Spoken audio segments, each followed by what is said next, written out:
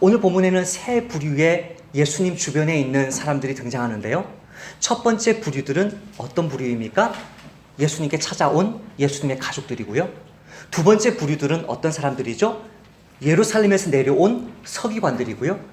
세 번째 부류는 어떤 사람들입니까? 예수님을 둘러싸고 앉아있는 무리와 군중들입니다. 그런데 이 세 부류 중에서 첫 번째 부류와 두 번째 부류는 같은 사람들입니다. 누가요? 예수님의 가족과 예루살렘에서 내려온 서기관들이 같은 모습을 가지고 있습니다. 첫 번째로요, 두 부류 다 예수님의 가족이나 예루살렘에서 내려온 서기관들이나 두 부류 다 예수님의 사역을 회방합니다. 21절 말씀 제가 읽겠습니다. 예수의 친족들, 여기 개역 성경이 예수의 친족들이라고 번역을 했는데요. 오역은 아니지만 정확하지 않습니다. 예수의 가족들이라고 해야 됩니다. 예수의 가족들, 예수의 친족들이 듣고 그를 붙들러 나오니 이는 그가 미쳤다 하밀러라. 여기 붙들러 나왔다라고 할 때 이 붙들러 나왔다는 말은 체포하러 나왔다는 뜻입니다. 이미 이 당시에 서기관들은 뭐 하려고 작정했습니까? 예수님을 잡아 죽이려고 결정했습니다. 예수님을 잡아 죽이려면 뭐가 있어야 됩니까? 증거가 있어야 되기 때문에 공식적인 증거를 얻어내려고 검사를 파견하듯이 이 대신문관들, 종교 경찰들을, 서기관들을 내려보낸 것입니다. 근데 예수님의 가족들이 예수님을 뭐 하러 나왔다고요? 체포하러 나왔습니다. 오늘 여러분 교회 오신 것은 어떤 은혜를 받은 거죠? 가족들로부터 체포되지 않은 거죠. 가족들로부터 체포된 사람들은 오늘 교회 못 왔습니다.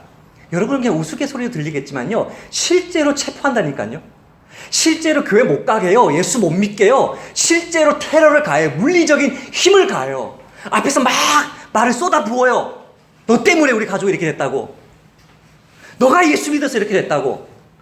예수님을 체포하러 왔습니다. 이 동일한 단어가 실제로 겟세마네에서 예수님이 체포될 때 정확하게 동일한 단어가 사용됩니다. 예수께서 말씀하실 때에 곧 12 중에 하나인 유다가 왔는데 대제사장들과 서기관들과 장로들에게서 파송된 무리가 검과 몽치를 가지고 그와 함께 하였더라. 그들이 예수께 손을 대어 잡거늘, 동일한 단어가 쓰여졌습니다. 체포하거늘, 붙들거늘. 누구보다도 예수님을 위해 줘야 될 그의 혈족이, 그의 어머니와 내 남동생과 두 여동생이 예수님을 체포하러 온 그 모습은 바로 예루살렘에서 내려온 그 서기관들이 겟세마네 동산에서 했던 그 행동을 먼저 성취하는 것입니다. 두 번째로, 두 부류 다 예수님을 비난합니다. 21절 하반절 말씀처럼 예수님의 가족들은 예수님을 어떻게 생각합니까? 미쳤다고 생각합니다. 2000년 전에 유대 근동에서는 미쳤다 그러면 귀신 들려 미쳤다는 소리입니다. 가족들이 예수님을 뭐 했다고요? 귀신 들려 미쳤다라고 생각했다고요. 동일하게 예수님을 잡으러 온 이 서기관들 역시 예수님이 귀신 들린 정도가 아니고 사탄 들렸다라고 비난합니다. 바알 세불, 귀신의 왕, 곧 사탄이 들려서 예수님이 미쳤다라고 비난을 합니다. 세 번째로, 예수님 가장 가까이에 있어야 했던 그 혈육들과 예루살렘에서 내려온 서기관들은 예수님에 대한 피해의식에 사로잡혀 있습니다. 예수님의 가족들은 예수님 때문에 화가 나 있습니다. 이 사람들이 예수님을 잡으러 온 이유가 무엇입니까? 어떤 소문을 들었기 때문이죠? 예수가 미쳤다는 소문을 들었기 때문에 잡으러 왔습니다. 지금 무슬림들에게는요, 자기 가족 중에 한 명이 예수에게 미쳤다 그러면 어마어마하게 분노합니다. 왜 어마어마하게 분노하냐면 자기 가족 중에 한 사람이 예수에게 미쳤다는 그 이야기가 자기 가족의 명예를 손상시켰다라고 생각하고 죽일 정도로 분노합니다. 유대인들도 마찬가지입니다. 서기관들 역시 예수님 때문에 화가 나 있습니다. 피해의식에 사로잡혀 있습니다. 1장 21절에요. 그들이 가브나움에 들어가시니라. 예수께서 곧 안식일에 회당에 들어가 가르치심에 뭇 사람이 그의 교훈에 놀라니 이는 그가 가르치시는 것이 권위 있는 자와 같고 서기관들과 같지 아니함일러라. 예수님의 권위 있는 가르침이 누구와 비교가 되었습니까? 서기관들과 비교가 되었습니다. 서기관들과 바리새인들밖에 몰랐던 그 군중들이 누구에게 몰려갑니까? 예수님에게 몰려갑니다. 이들은 예수님께 분노하고 있습니다. 예수님 때문에 자신들의 명예가 실추되었다라고 생각합니다. 예수님의 가족들이 또 예수님의 대적자들이 공통적인 모습으로 등장하는 가운데 예수님이 이 두 부류를 향해서 어떻게 반응하셨는지가 오늘 저와 여러분에게 주시는 우리 주님의 음성입니다. 첫 번째로 예수님은 무서운 경고를 하십니다. 23절 말씀을 읽어보십시다. 시작. 예수께서 그들을 불러다가 비유로 말씀하시되 사탄이 어찌 사탄을 쫓아낼 수 있느냐. 사탄이 어떻게 사탄을 쫓아낼 수 있느냐. 이에 대해서 예수님은 내전하는 나라, 서로 싸우는 집안을 비유로 드십니다. 24절부터 26절까지 말씀입니다. 또 만일 나라가 스스로 분쟁하면 그 나라가 설 수 없고, 만일 집이 스스로 분쟁하면 그 집이 설 수 없고, 만일 사탄이 자기를 거슬러 분쟁하면 설 수 없고 망하느니라. 여러분, 예멘과 시리아를 보십시오. 예멘과 시리아가 내전을 지금 몇 년째 하고 있습니까? 3년째 하고 있습니다. 3년째 내전하고 있는 예멘과 시리아가 그 북부 시아파와 그 남부 순나가, 예멘 같은 경우에는, 시리아 같은 경우에는 정부군인 시아파와 반군인 순나가 서로 죽이려고 그렇게 3년간 싸운 결과가 무엇입니까? 집안이 거들나는 것입니다. 가장 어리석은 이 가정이 어떤 가정이죠? 부부싸움하는 가정입니다. 여러분, 일주일 부부싸움 해보시고 2주일 부부싸움 해보신 분 손 들어보십시오. 저밖에 없나 보죠? 일주일, 2주일 계속 부부싸움 하면 이게 어떻게 되냐면요. 도대체 처음에 뭐 때문에 싸웠지? 그거 굉장히 사소한 거였거든요, 분명히. 굉장히 사소한 거였는데 그게 생각이 안 나고 그 사이에서 그 감정들이 계속 증폭되는 거예요. 혹시 여러분 자취해 보셨나요? 자취? 저 자취를 해봤거든요. 자취하면서 룸메이트와 싸워보셨습니까? 룸메이트와 자취하면서 싸우면 보통 이렇게 뭐 치고받고 싸우지 않고요. 침묵으로 싸웁니다. 침묵. 사일런스. 침묵해요. 침묵. 집안에 같이 가족이 있는데요. 집안에 룸메이트가 있는데요. 침묵 계속. 야, 차라리 주님 빨리 재림하시면 좋죠. 얼마나 고통스러운지 몰라요. 그 침묵이 1주가 되고 2주가 될 때 무슨 생각 나죠? 처음에 왜 침묵됐지? 그거는 잊어버리고요. 침묵하는 저 사람이 너무나 미운 거예요. 봉천동에서 반지하 방에서 이렇게 자다가 뭐가 툭 떨어지면 이 강구, 큰 바퀴벌레가 툭 떨어져요. 자다가 툭 떨어지면 와 이렇게 일어나야 돼요. 봉천동 그 반지하 방 자취방에 이제 1년 살았는데요. 그 막 일어나면서 그 막 뭐 난리를 피우고 다시 잡고 이제 다시 두 형제가 이렇게 이 사랑의 교회, 강남의 뭐 S교회 다니는 두 형제가 이렇게 네 명이 자다가 그렇게 서로 자취하고 과외해서 그 과외한 집에서 콩 뭐 이런 거 가져오면 그 알콩달콩 나눠 먹던 그 형제가 사일런스에 들어갔습니다. 어느 날 제가 자취방에 들어오니까 한 명이 선언해버리는 것입니다. 나 나간다! 나가버렸어요. 한 집 안에서 싸우는 거는요, 어마어마한 고통입니다. 그때 그 나간 형제와 안 나간 그 두 형제가 뭐로 싸웠는지는 알지도 못해요. 갑자기 사일런스를 몇 주 하더니 팡 터져버린 거죠. 이 세상에서 가장 어리석은 싸움이 집안 싸움이에요. 그게 가정이든 교회든 나라든 서로 물고 무는 집안 싸움이 가장 어리석고 득될 것이 하나도 없고 그 멍청한 사탄조차도 그런 싸움은 안 싸운다는 거죠. 예수님의 말씀은 여기서 그치지 않습니다. 단순히 지금 집안 싸움 얘기하려고 하는 것이 아니고요. 내가 지금 집안 싸움 한다고 내가 사탄의 종이라고 내가 사탄이라고 비방하는 사람들에게 이렇게 경고합니다. 29절 말씀입니다. 누구든지 성령을 모독하는 자는 영원히 사하심을 얻지 못하고 영원한 죄가 되느니라 하시니. 아마 복음서 말씀 중에서 가장 무서운 말씀이 이 말씀입니다. 용서받지 못하는 죄가 있다. 용서해달라고 기도도 못하고요. 그 당사자는요. 제3자는 그 사람을 용서해달라고 하나님께 기도해서는 안 되는, 용서받을 수 없는 죄가 있다. 그 죄가 뭐예요? 성령을 모독하는 죄입니다.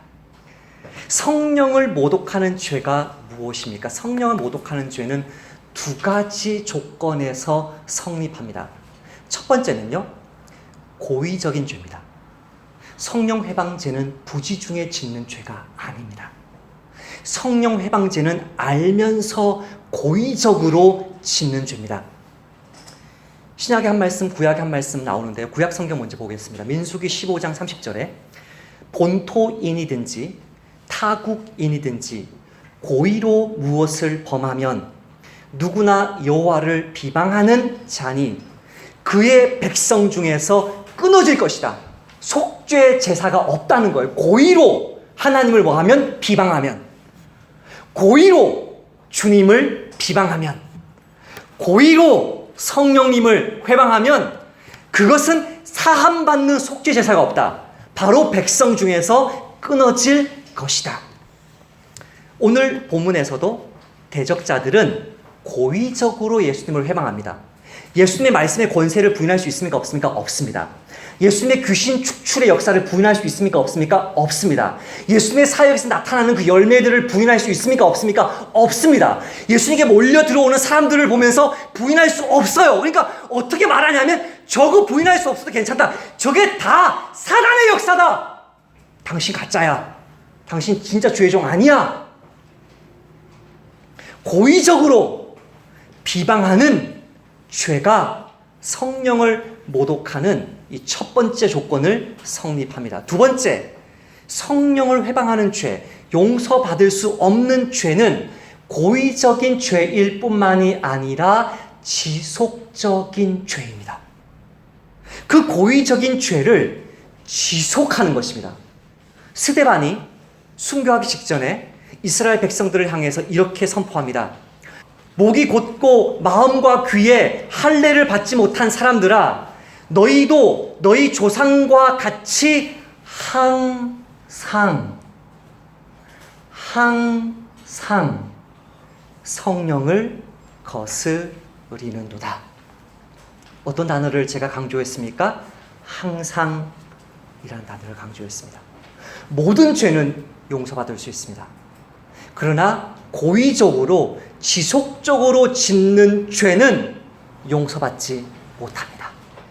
모세의 법을 폐한 자도 두세 증인으로 말미암아 불쌍히 여김을 받지 못하고 죽었거늘 하물며 하나님의 아들을 짓밟고, 이까지는 잘 이해가 안 되다가 그 다음 절에서 이해가 확 돼요.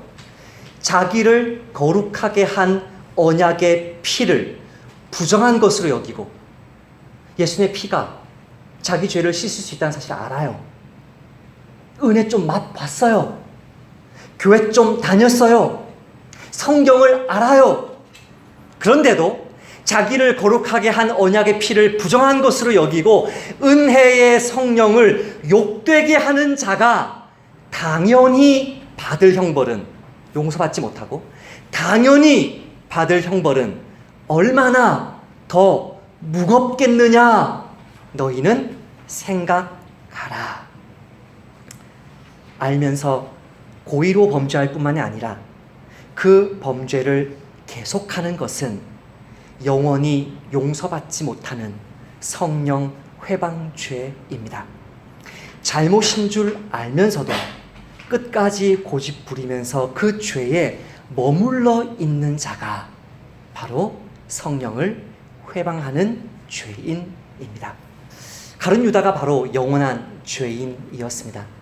그는 3년간 예수님을 따라다녔습니다. 예수님의 말씀의 능력을 알았습니다. 귀신을 내쫓는 그 능력을 보았습니다.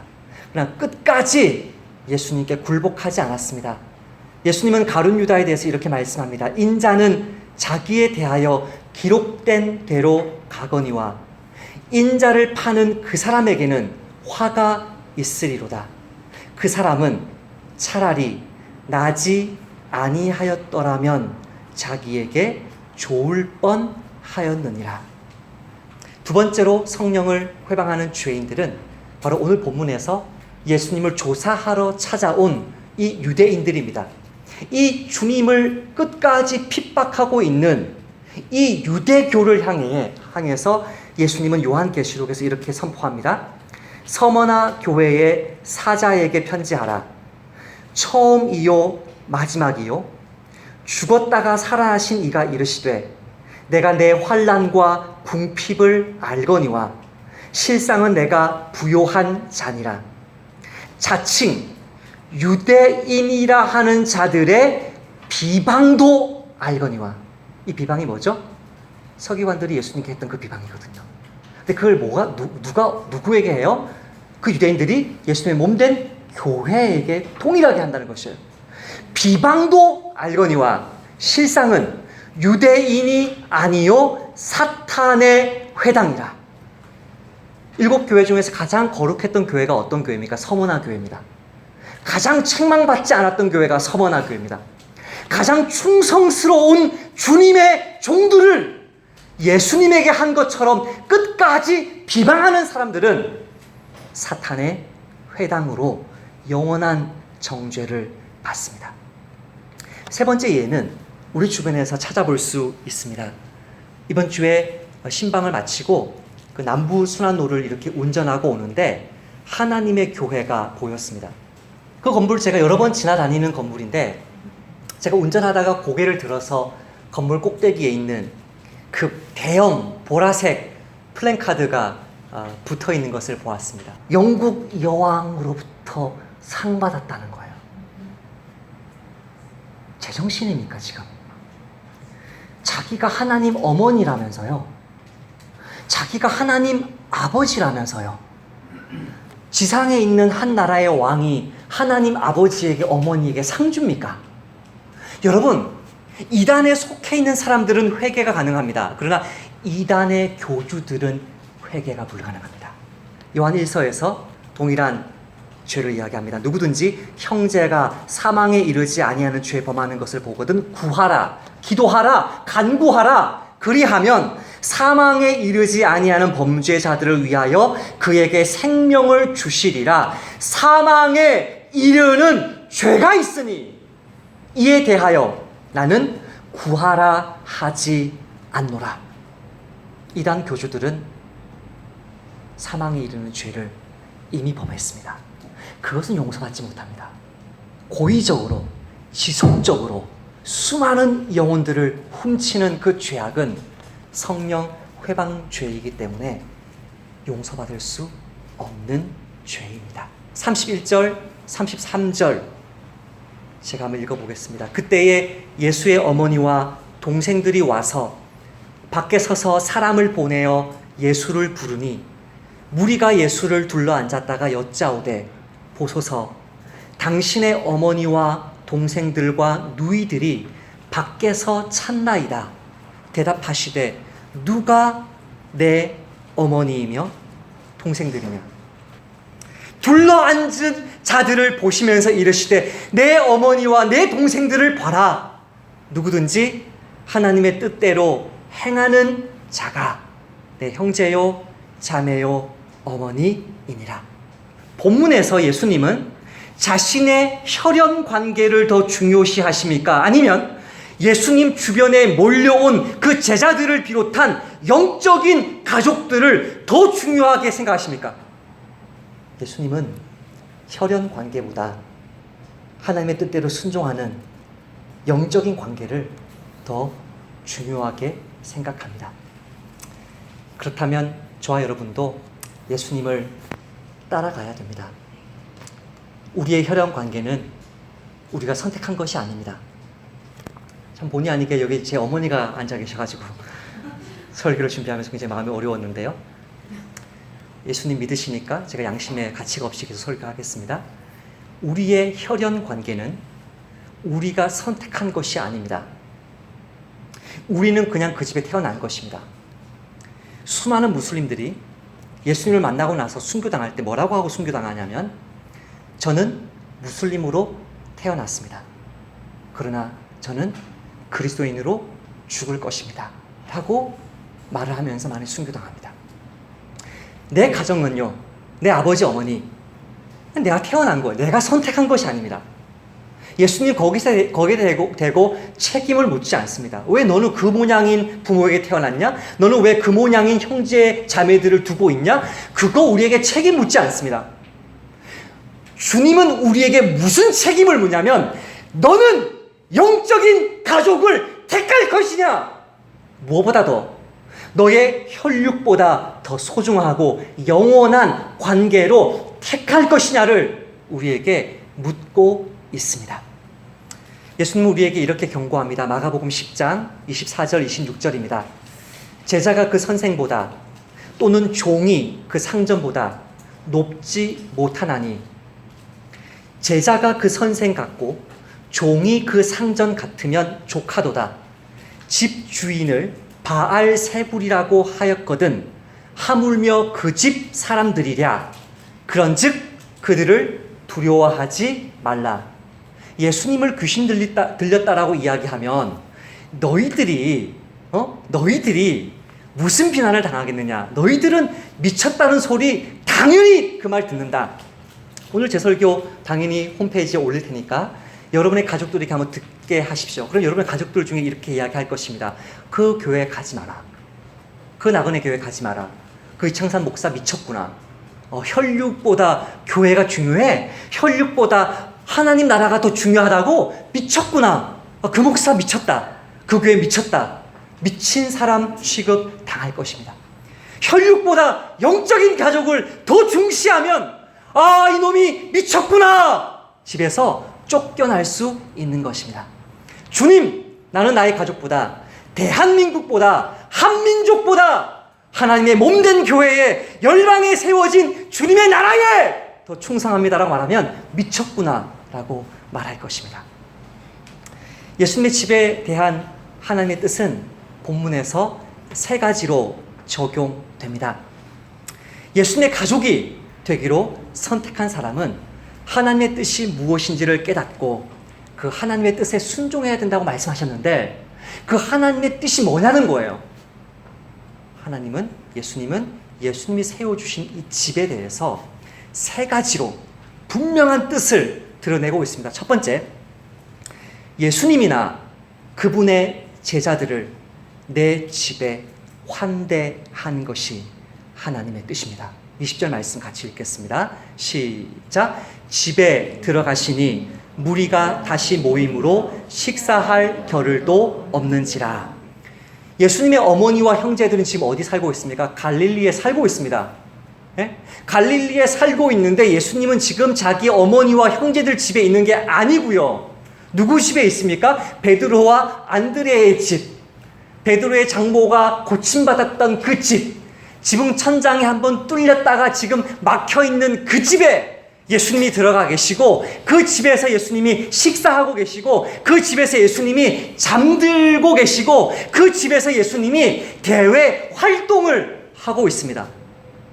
누가 지금 예수님을 자기 집에 영접하고 있습니까? 예수님의 혈육이 예수님을 그 집에 영접하고 있습니까? 아니면 예수님의 제자들이 예수님을 그 집에 영접하고 있습니까? 오늘날에 예수님은 분명하게 얘기합니다. 오늘날에 예수님을 내 집에 영접하는 방법은 예수님의 제자를, 예수님의 가족을, 교회 지체를 내 집에 영접하는 것이라고 말씀합니다. 너희를 영접하는 자는 나를 영접하는 것이요 나를 영접하는 자는 나를 보내신 이를 영접하는 것이니라. 선지자의 이름으로 선지자를 영접하는 자는 선지자의 상을 받을 것이요 의인의 이름으로 의인을 영접하는 자는 의인의 상을 받을 것이요 또 누구든지 제자의 이름으로 이 작은 자 중 하나에게 냉수 한 그릇이라도 주는 자는 내가 진실로 너희에게 이르노니 이 사람은 결탄코 상을 잃지 않을 것이다. 부모에게 냉수 주고 자식에게 냉수 주면 당연한 거예요. 그거 안 하면 믿음 배반한 거예요. 당연한 거예요. 그거 잘하면 뭐예요? 이 땅에서 장수하고 복받아요. 그러나요, 예수님의 몸된 교회를, 그 성도를, 제자를 먹이고 마시고 입히면 영원한 상이 기다리고 있어요. 다시 질문해 볼게요. 불쾌하더라도. 여러분의 가족들이 여러분의 집에 찾아올 때 여러분에게 허락받습니까? 아니면 여러분에게 그냥 통보합니까? 우리 어머니는 우리 집에 오려면 제 허락, 제 아내 허락, 내 자식 허락 다 받아야 되는데요. 망할 집입니다. 네? 가족 간에 서로 왕래할 때 여러분 허락받습니까? 통보합니까?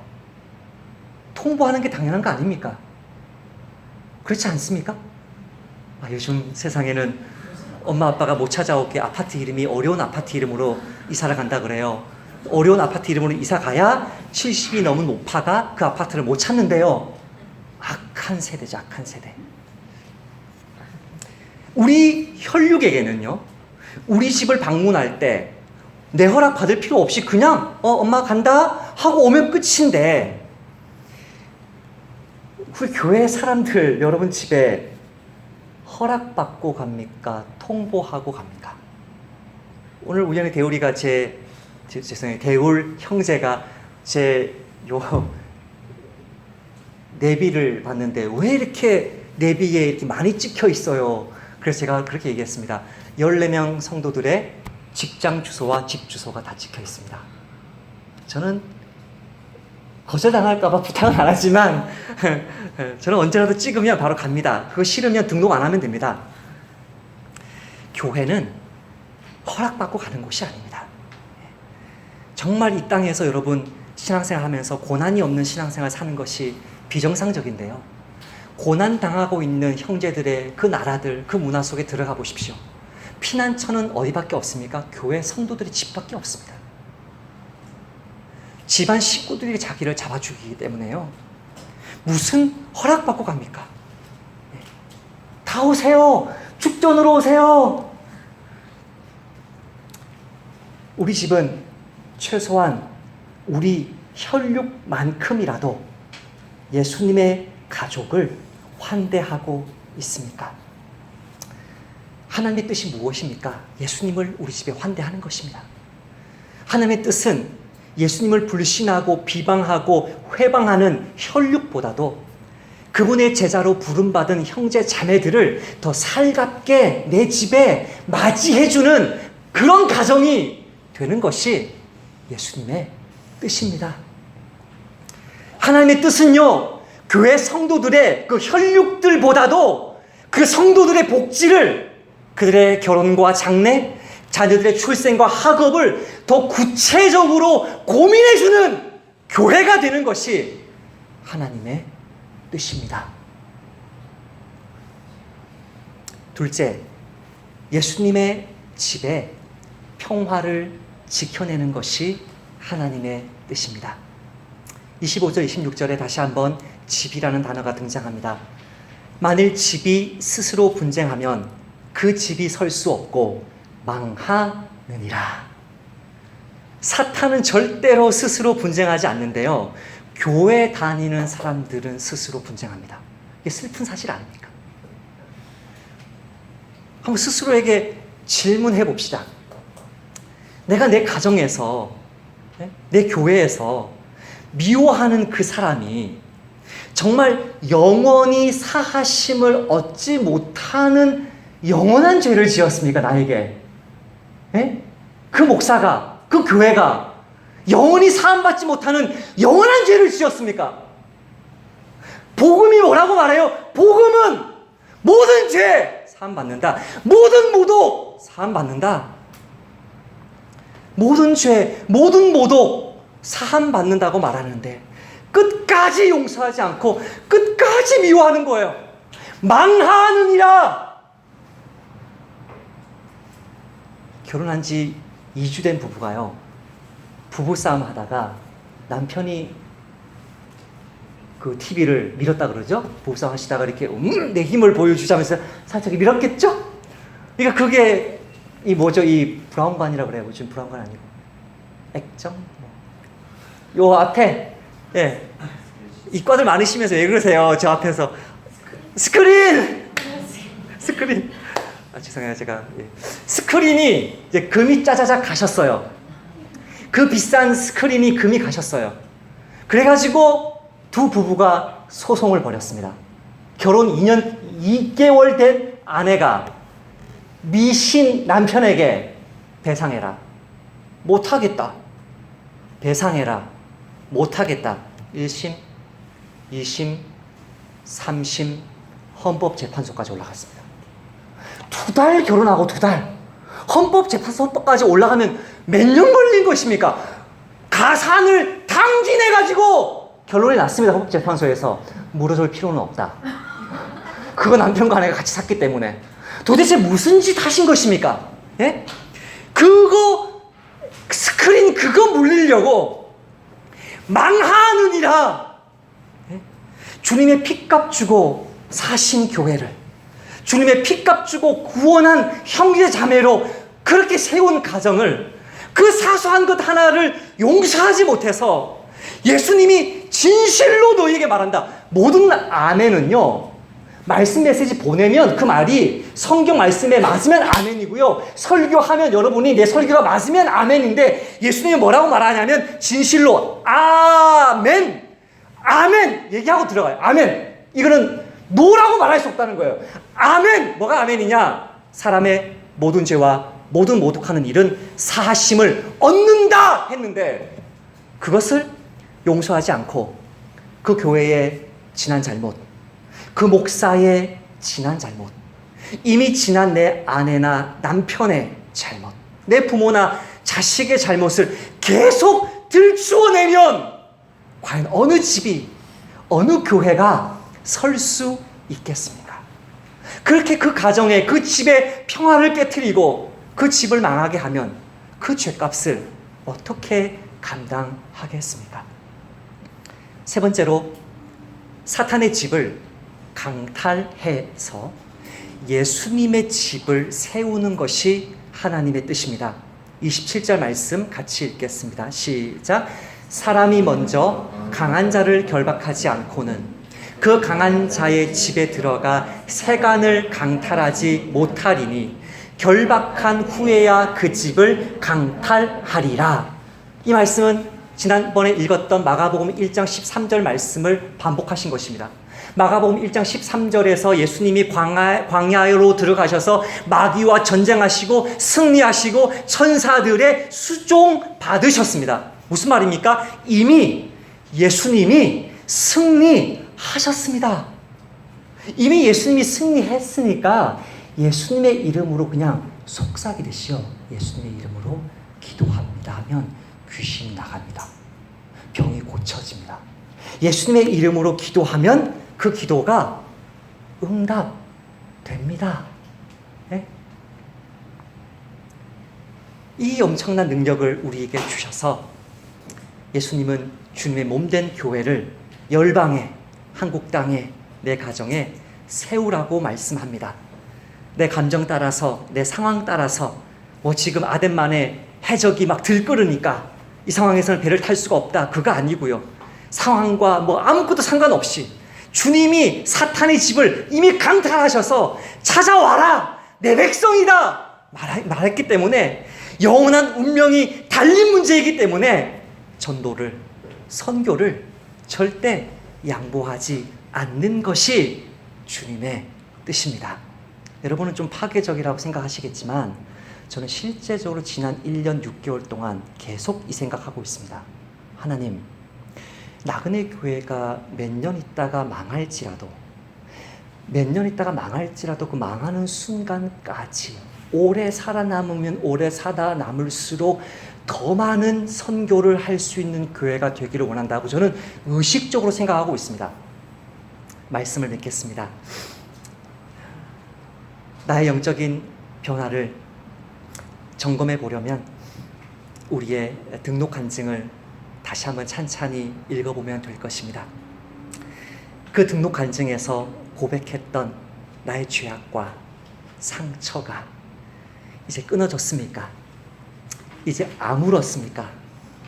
아니면 나는 아직도 여전히 나의 그 과거의 연약함에, 그 과거의 실패에 고의적으로 머물러 있습니까? 이것이 저와 여러분을 향한 주님의 경고의 말씀입니다. 두 번째로 5월 가정의 달을 시작하는 이 첫 주에 나의 혈육보다 예수님과 한 몸 된 가족이 더 중요하다는 이 설교 여러분의 부모님들이 들으시면 세상으로부터 나의 혈육들로부터 미쳤다고 비난을 들을 수밖에 없는 말씀을 우리는 들었습니다. 더 이상 하나님의 뜻에 불순종하지 말고 예수님의 가족을 세우라는 이 부르심 앞에 저와 여러분이 더 이상 주저하지 않으시기를 권면드립니다. 알면서도 계속 불순종하는 영원한 죄악 근처에는 얼씬도 하지 마시기를 주님의 이름으로 부탁드립니다. 예수님과 그분의 몸된 교회를 내 집에 모셔드림으로 사탄의 집을 강탈하여 그 영혼을 주님께 인도하라는 하나님의 뜻에 기쁘게 순종하시는 가정의 달이 되시기를 주님의 이름으로 축복합니다.